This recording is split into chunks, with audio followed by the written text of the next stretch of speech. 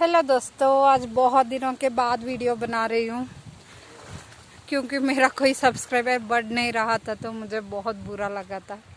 इसीलिए देखो, हमारा करेले का पौधा इतना बड़ा भी हो गया और इनमें करेले लग भी गए हैं। आज थोड़े से करेले मिलेंगे तो हम वही तोड़ने आए हैं।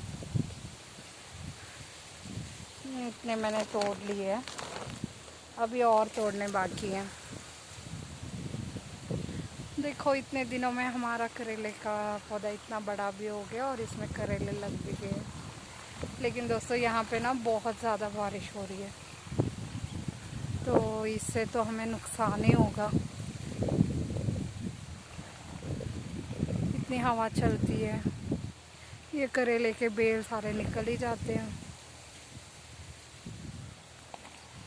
दोस्तों, सब्सक्राइब करो प्लीज़।